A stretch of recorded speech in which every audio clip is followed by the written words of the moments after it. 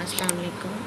आज मैं बना रही हूँ आलू के कबाब और बहुत यमी बनते हैं, बहुत मज़ेदार बनते हैं। तो ये वाली जो इसके इंग्रेडिएंट है, जिसमें चॉप प्याज है, थोड़ी सी चॉप हरा धनिया है और चॉप हरी मिर्चें हैं और पिसी हुई मिर्चें हैं, थोड़ी कुटी हुई मिर्चें हैं, नमक है। ये मैंने अपने हिसाब से लिए हैं, अपने आलू के हिसाब से। आप अपने हिसाब से कम या ज़्यादा कर सकते हैं। और बाकी के प्रोसेस भी मैं बनाती रहूँगी, क्योंकि खुद ही बनाती हूँ, खुद ही मैनेज करके अकेले उससे बनाती हूँ ना। तो अभी मेरे पास इतने वीडियो का कोई अच्छे वो चीज़ नहीं है, मतलब जैसे इसमें आराम से बनाने का असल में अभी नया नया मैंने बनाना स्टार्ट किया है ना, तो थोड़ी सी तो आएगी मिस्टेक वगैरह जो भी है। तो आप लोग मुझे गाइड करते रहा करें, ताकि मैं अपनी उसको ज़्यादा और अच्छे बेस्ट दे सकूँ अपना ना। तो जो पालक गोश्त और दूसरी दो तीन रेसिपीज़ ऐसी हैं जो मैंने ना अपनी वालदा के दौर में बनाई थी। तो बस उनका वो मैंने ना इसलिए डिलीट नहीं की, क्योंकि उस वक्त मेरी अम्मी मेरे साथ थी ना। तो आप समझ सकते हैं कि वो पल और वो मौका तो अब दोबारा कभी आ ही नहीं सकता। आप कितने भी पैसे दे दो, तब भी ये सब नहीं वापस आ सकता। तो इसलिए मेरा दिल नहीं चाहा कि मैं उसको डिलीट करके फिर दोबारा से कोई बनाऊं, क्योंकि उस वक्त मैंने उनके साथ खड़े होकर बनाया था। तो वो मेरे लिए बहुत ही ज़्यादा कीमती हैं।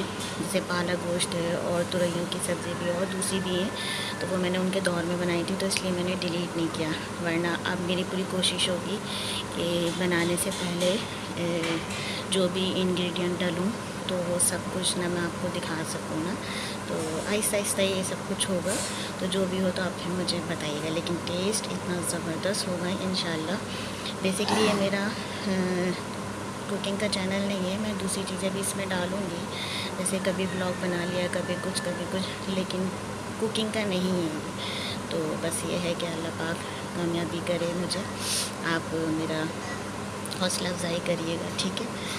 तो इसलिए फिर ना वो मैंने वीडियो डिलीट नहीं की, क्योंकि वो मेरी अम्मी का साथ थी और मेरी वालदा का इंतकाल हो गया पिछले साल 27 दिसंबर को ना। तो आप उनके लिए दुआएं मग़फ़िरत करिएगा। बहुत अच्छी थी मेरी वालदा, अल्लाह पाक उनको अपने जवारे रहमत में जगह दे। बस अब ये है कि ये मैंने ये सब काट के रख लिया, सारे मसाले भी निकाल लिए हैं। तो बस मैं इसको आलू को मैश करूँगी, फिर उनमें सब डाल के फिर आपको बताऊँगी कि आगे के प्रोसेस में क्या होता है, ठीक है। हाँ जी, तो देखिए ये मैंने कबाब में जो मसाले निकाले थे आपके सामने, वो मैंने इसमें डाल के मिक्स करके इसकी टिक्कियाँ बना ली हैं। और इसको आप चाहें तो अंडे से कोट करके भी फ्राई कर सकते हैं, लेकिन मैंने जो तरीका लिया है वो ये है कि बेसन लिया है थोड़ा सा, उसमें पिसी हुई मिर्चें डाली हैं और नमक डाला है। अब इसमें पानी डाल के मैं बिल्कुल इसको घोल लूँगी। ज़्यादा गाढ़ा भी नहीं होना चाहिए और थोड़ा लिक्विडी फॉर्म में होना चाहिए। तो उसमें डीप करके फ्राई करें, तो यकीन करिए इतने लजीज कबाब बनते हैं ना, कि आप लोग जब बनाएं तो मुझे ज़रूर बताइएगा कि कैसे बने। बहुत अच्छे हैं, ज़बरदस्त तरीके से बनते हैं। और अगर जैसे आप इसको सेव करना चाहें तो बिना बैटर लगाए एज़ इट इज़ इसी हालत में आप इसको फ्रीज़र में फ्रीज़ कर दें, और तकरीबन 1 हफ़्ते तक ही बिल्कुल सही रहेंगे। उसके बाद भी रह जाते हैं, लेकिन फिर वो थोड़ा सा ब्रेक होना शुरू हो जाता है, क्योंकि आलू के हैं ना कबाब, इसलिए। और अगर जैसे ब्रेक भी हो जाता है तो हम लोग क्या करते हैं कि ना उसको फ्राई कर लेते हैं, या आलू अगर जैसे ब्रेक हो जाते हैं तो फिर हम लोग उसकी सैंडविच बना देते हैं। तो वो सैंडविच बनाना भी मैं आपको बताऊंगी। तो ये है कि एक चीज़ से हम कई कई चीज़ें बना लेते हैं, अल्लाह का शुक्र है। तो आप ये ज़रूर ट्राई कीजिएगा जी। इसकी कंसिस्टेंसी इस तरह की होनी चाहिए तकरीबन, कि थोड़ा लिक्विड भी है और थोड़ा गाढ़ा भी है। मैंने तो अपने हिसाब से कबाब बनाया, लेकिन अगर आप लोग बनाएं तो इसको थोड़े छोटे छोटे करके बनाएंगे ना, तो वो थोड़े जैसे स्नैक्स के तौर पे अगर आप यूज़ करें ना तो वो ज़बरदस्त होते हैं। क्योंकि स्नैक्स के तौर पे थोड़े से क्रिस्पी एंड करारे टाइप के जो अच्छे लगते हैं ना, तो वो थोड़े पतले पतले होते हैं। अदरवाइज़ अगर आप वैसे रोटी से खाने के लिए बना रहे हैं तो थोड़े से मोटे बनाने हैं। लेकिन आपके ऊपर डिपेंड है। मेरा जब दिल होता है अगर स्नैक्स के तौर पे करती हूँ तो थोड़े छोटे साइज़ के कर लेती हूँ, और अगर रात के खाने के लिए या दोपहर में होता है तो फिर मैं थोड़े से मोटे कर लेती हूँ। तो लेकिन आप जब भी बनाएंगे ना तो बहुत ही आपको मज़ा आने वाला है, क्योंकि अल्हम्दुलिल्लाह आपको पता है दिल्ली वालों के खाने जो होते हैं वो वैसे ही कितने यमी होते हैं, और हम अल्हम्दुलिल्लाह दिल्ली वाले हैं।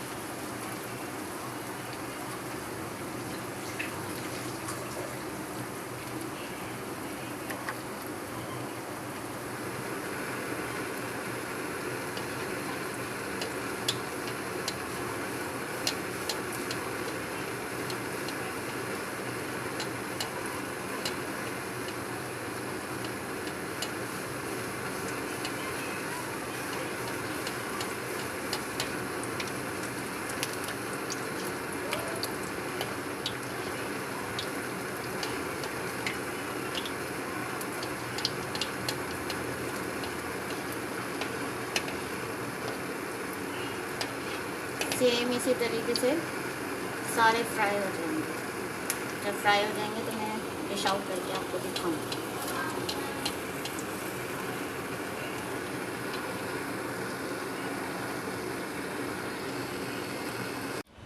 ये देखें ये कितना ज़बरदस्त और कितना क्रिस्पी बना है। ये इसका फाइनल लुक है।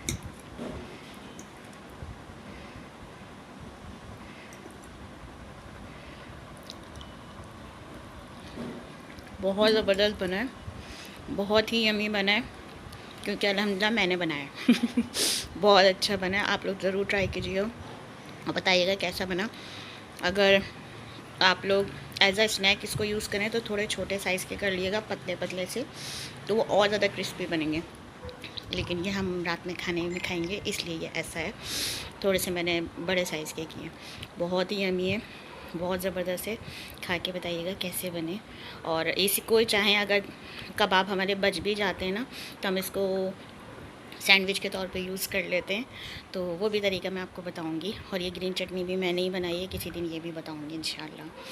और बस अपनी दुआओं में याद रखिएगा और मेरे चैनल को लाइक एंड सब्सक्राइब ज़रूर कीजिएगा। Thank you.